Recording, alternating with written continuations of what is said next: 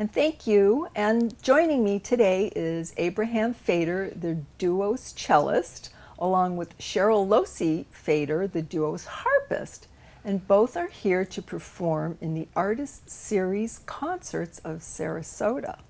Well, I know you traveled here, so thank you, and welcome back to Sarasota. So let's start with, what's your connection to Sarasota? Well, we started at the Sarasota Orchestra at the same time in 2008, and that's where we met.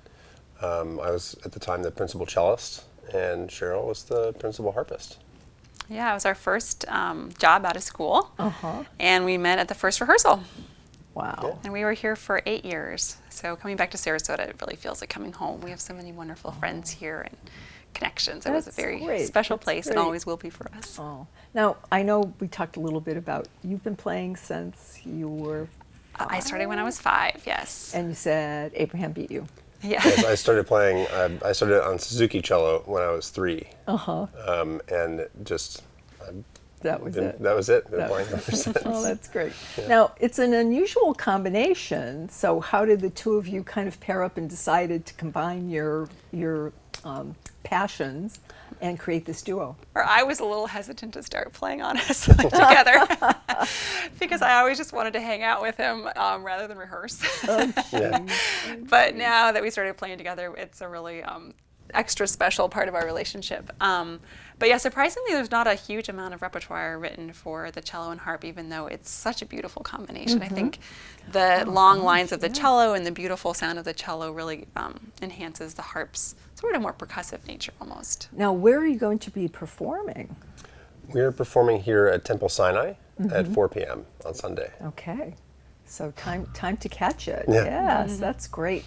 What are the logistics of traveling with such large instruments?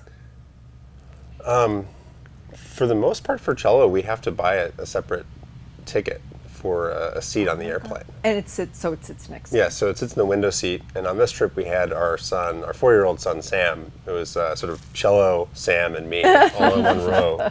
And he was complaining on the way over that he couldn't see throughout the window or through the window over the cello. And then with harp, I can't bring it on the airplane. It's just too big. Yeah. So if you want to ship your harp, you have to use like a freight shipping company, which is somewhat expensive and dangerous. So most often harpists either drive where they're going or rent or borrow an instrument where they are, which is what I'm doing this time. Okay, so. Now, you're part of this series. Is this the end of the series, or are there more to follow after you leave? Yes. I believe there's a lot more. It sounds like the series has many concerts throughout the season, so we're just one concert.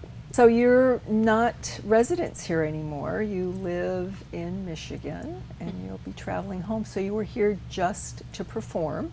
Yes. Right. Okay. And like, what kind of music? I mean, obviously the harp and the cello together must be some beautiful duets. Yeah, we're doing a combination of our own transcriptions that we've done of some wonderful keyboard and cello pieces, either harpsichord or piano and cello, and then a few original works and a few solo works. So we're playing some Bach and some Schubert, a great sonata by Tedesco. Oh, that sounds delightful. So 4 p.m. Sunday. Yes. Okay, at Temple Sinai. Yes. Yes. Great. Thank you both so much for being here and for sharing your love of music. Thanks with for having us. Thank you for having us. Absolutely. Yeah. If you're interested in appearing on Suncoast FYI, call our producer or email us using the information on the screen. Next week, we will be joined by the Van Wezel, and thank you for joining us today.